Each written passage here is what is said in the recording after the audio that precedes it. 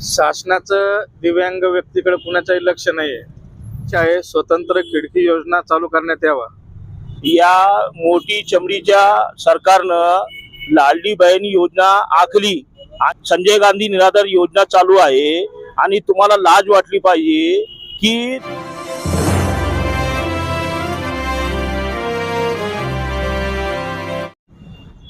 तर आज तुम्ही इथं आंदोलन उपोषणात बसलेले, काय कारण काय आहे तुमच्या उपोषणाला बसण्याचं? शासनाचं दिव्यांग व्यक्तीकडे कुणाचंही लक्ष नाहीये.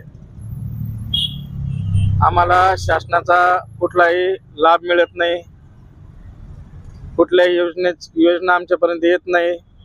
प्रमुख मागणी आमची अशी आहे, स्वतंत्र खिडकी योजना चालू करण्यात यावा. ती याकरिता की आम्ही जे दिव्यांग आहे, कुणाला चालता येत नाही, कुणाला बोलता येत नाही, कुणाची अडचण पैसे पाणीची आहे, जायला भाडं थोडं राहत नाही. स्वतंत्र खिडकी योजना चालू करावं. जे संबंधित अधिकारी आहेत ते आमची खूप पिळवणूक करतात. हे अधिकारी सह्याना, हा कागदाना, तो कागदाना, याच्यामध्ये आमची खूप पिळवणूक होत आहे. त्यामुळे शासनानं स्वतंत्र खिडकी योजना चालू करावी ही प्रमुख मागणी. दुसरा विषय असा आहे की ज्या महाराष्ट्र शासनाच्या योजना आहेत 20-22 या दिव्यांगापर्यंत पोहोचत नाही, कुठल्याही दिव्यांगाला मिळत नाही. त्यासाठी जिल्हाधिकारी साहेबांना त्यांच्या निगराणीखाली एक कमिटी स्थापन करावी की जे अधिकारी लोक दिव्यांगांना त्रास देतात, त्यांची पिळवणूक करतात, योजना पुरवतात का नाही पुरवतात, कोणत्या योजना अपंगाला मिळाल्या की नाही मिळाल्या, यांच्यावर लक्ष ठेवण्यासाठी एक कमिटी स्थापन जिल्हाधिकाऱ्याच्या नेतृत्वाखाली असावी. तिसरा विषय असा, आपल्या शेजारी असलेलं आंध्र प्रदेश राज्य, तिथं दिव्यांगांना 6,000 पगार मिळतो. दुसरं राज्य दिल्ली, इथे दिव्यांगांना 5,000 पगार मिळतो.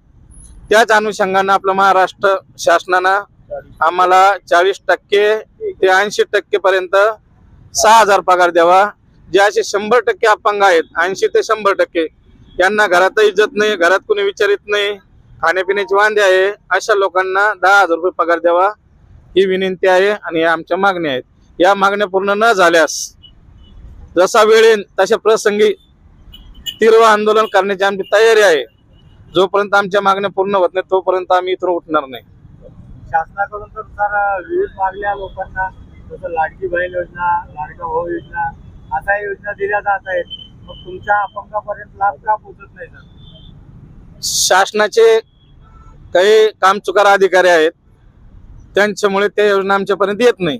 लाडकी बहीण योजना जेव्हा आहे तो फक्त इलेक्शन पुरता विषय होता, त्यामुळे त्यांनी वाईट पैसा वाटला इलेक्शनला लाडक्या बहिणीचा बहाणा करून.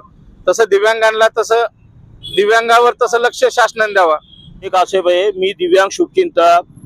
ज्या अर्थी या मोठी चमडीच्या सरकारनं लाडली बहीण योजना आखली आणि सुरुवातीलाच यांना 1,500 रुपये महिना दिला, तर आमचे 2 मुद्दे असे आहे की ज्या अर्थी तुम्ही लाडकी बहिणीला अवघ्या 2-3 महिन्यात 1,500 रुपये देतात, तर त्या अर्थी गेल्या 30-40 वर्षांनी संजय गांधी निराधार योजना चालू आहे आणि तुम्हाला लाज वाटली पाहिजे की तुम्ही या दिव्यांग लोकांना फक्त 1,500 रुपये देतात, वाढून फक्त 1,500 रुपये देतात. आणि तिथं आंध्र प्रदेश सरकारने लोकसभेच्या इलेक्शनच्या नंतर अवघ्या 8 ते 10 दिवसात 6,000 रुपये पेन्शन दिली आणि दिल्ली सरकारनं 5,000 रुपये पेन्शन दिली. ते पण दोन्ही राज्य जे आहेत भारत राज्याचे आर्थिक राजधानी नसताना त्यांनी एवढी पेन्शन केली.